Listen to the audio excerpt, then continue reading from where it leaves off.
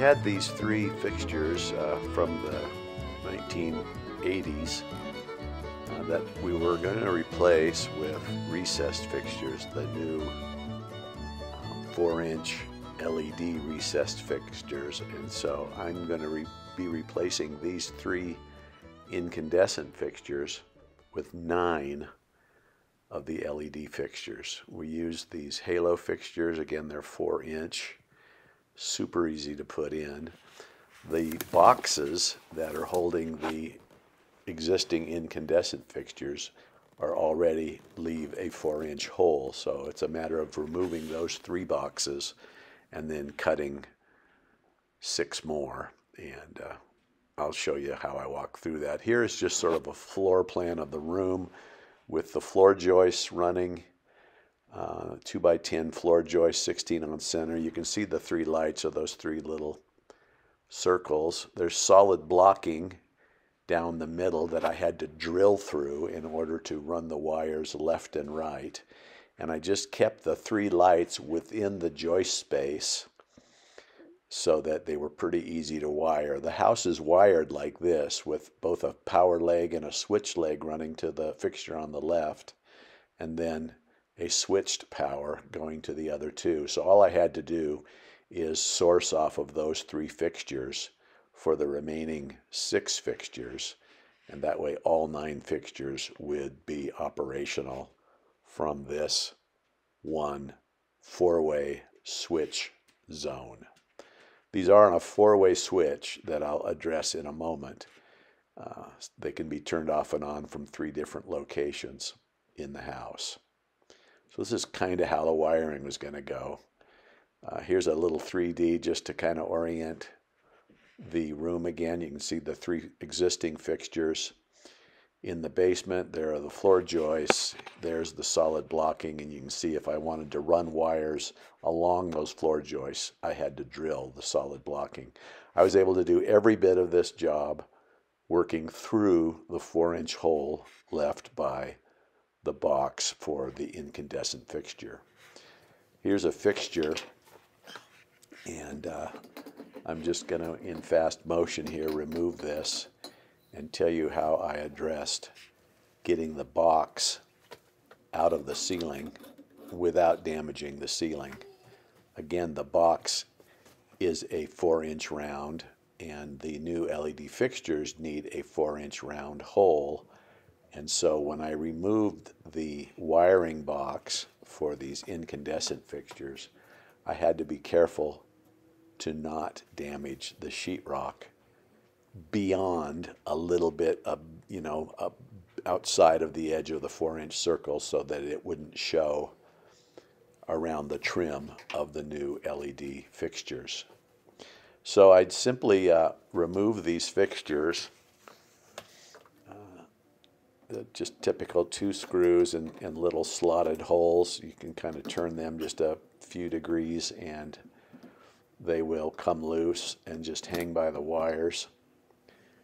So I just removed the wire nuts, removed that central bar in the box to get it out of the way so that I could see what I was working with up inside that box. I needed to be able to determine how many wires were in each box and how easy it was going to be to access those wires to run them into the little J box that comes with those LED fixtures. So I just got that piece of metal out of the way and sort of stretched this out to get kind of a feeling for what I had to work with inside that hole. You can see the hole was super ragged. It was actually maybe a tiny bit smaller than 4 inches because it was just so ragged around that box. So the trick was, how do I get the box out of there without pulling it down and wrecking the sheetrock? I had to push the box up instead.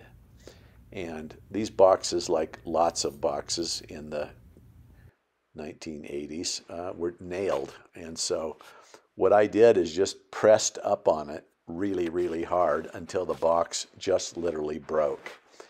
And I just pretty much chopped the box out of the way, being careful not to wreck the 14-2 wire that was supplying power to the light. And there it is now, the ragged hole and the power wire.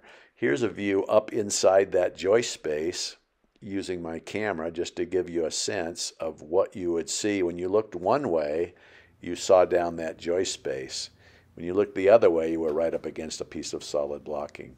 I stuck a nail in the ceiling, measuring in the room, stretched a string from one location to the other location to get all of my 3 centers in a straight line, and there was a shot of that nail coming up through. This is a pretty cool little device. It's a circle cutter that will cut sheetrock. There are adjustable blades on it, so you can go, I think you can go up to an 8-inch round hole, maybe even bigger. I'm setting it here at a 4-inch diameter hole. The beauty of this thing is you operate it inside of this little plastic dish, and as you hold that dish up against the ceiling and then run your drill, the dish catches all the mess, and it's really a dust-free operation. There's the spot where I put that nail to mark the hole. I'm just going to pull the nail out, center my drill bit on it, and you'll be amazed at how quickly this thing cuts a very neat, perfect 4-inch hole. So I cut that hole. I went down to the other location. That was like 8 or 9 feet away from this hole on the other side of the existing fixture, and drilled a second hole. And I may have a camera shot here of looking down the joist. This was pretty easy because the joists were open. You just had to, that's looking at the mangled box that I pushed out of the other location. There's that piece of solid blocking that I had to drill through. So now I'm at the other end of that joist space, drilling a second 4-inch hole. Again, this thing just works super fast, super clean, neat, very nice hole left, catches all the dust. Now here I am having to drill through that solid blocking. This box was literally mounted to the solid blocking. So I had to drill a hole and then feed the wire. Here I am feeding the wire through the solid blocking, and I have a camera shot coming from the other side showing the wire as it's being fed down to the fixture that's, again, about 4 or 5 feet away. You'll see this here in a second as I'm feeding that wire. You can barely see it. There it is, kind of showing up in the dark. I think I get a flashlight up here and get a better shot of that on one of the next fixtures. Yeah, here's the wire coming through the hole in that solid blocking, heading down to the other 4-inch hole for the other fixture. Now these fixtures are super easy to work with. You simply pull that wire out, strip the ends. Here's a close-up of that J-box. They have, those black things are little strain reliefs, so you just slide the wire into those from the side, and they hold the wire tightly as far as strain relief so that the wire won't pull back out of the box. I'm just kind of demoing it here, just showing you how much wire you have to strip. The fixtures come with those little press-in connectors, so there are no wire nuts. Super easy. Just slide it into that little black strain relief and plug the white wire into the white connector, the black wire into the black connector, and the copper ground wire into the ground connector.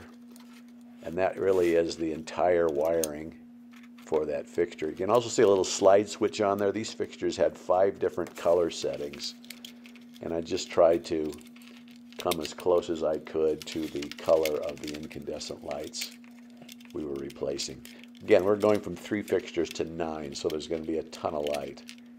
I didn't really need that super bright white light. That just clips closed, and that's all there is to it. That's the color temperature setting, that switch.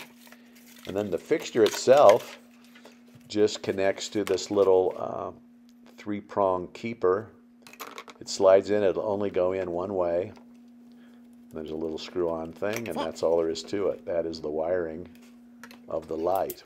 Once you've done that stripping and you've made the connection to the J-box, you just shove that up into the hole, and then the springs on the fixture, you collapse the springs, you'll see that in a second, shove that up through the hole as well. The springs then reopen and press down against the top of the piece of sheetrock, and they end up holding the 4-inch trim for that fixture super tight against the ceiling, and really they come out very cleanly. These were halo fixtures, got them at Home Depot, and you just really couldn't have had much of an easier job than this. You see, I'm gonna pull up that slack when I go down to the other location and pull some of that extra wire back, so that I only needed enough wire to get from fixture to fixture to fixture. Now, I will say the fixtures are a little crowded, where you had to have 2 wires, like in the center location, where I've got a power feed coming in and another light feed going out. That little J-box that comes with the fixture can be fairly crowded when you have to get 2 wires in there, plus all the wire connectors. But you can see here, I'm doing the center fixture now in that set of 3. And you can get it in there if you just kind of carefully think about how you're going to fold those wires to get them to lay down in the box. The box has, I didn't do the math on the cubic inches of the box. The box has 2 more knockouts in it besides these 2 black strain reliefs. And so if you used a clamp-on strain relief, there's a possibility of 4 wires entering this, although I can't imagine trying to get 4 into that little J-box. But again, here's this one going up.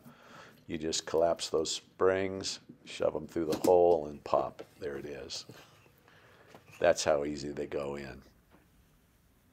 There's a couple of them. I give it a little test. They light up very nice. 3 in a row there. Here's down in the next bay, same kind of situation. I just simply drilled the 4-inch holes, pulled the wire, popped in the fixtures. It all went together very quickly. There's another one of the bays, joist bays. There's the wire coming down from one light fixture to the next. All these things kind of look alike. Again, these are 16 on center and about 10 inches tall. Kind of a lot of room. Once you get your arm up in that 4-inch hole, you can actually do quite a bit of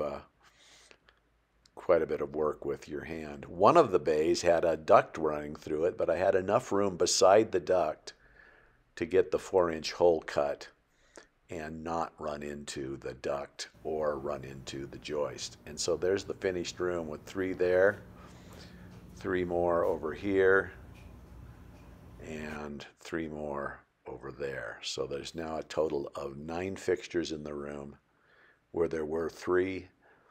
They're super updated, super sleek. They'll use hardly any energy, and super easy to put in. I highly recommend these little Juno fixtures. Thank you for watching, and if you've enjoyed this video, please subscribe. Thanks again.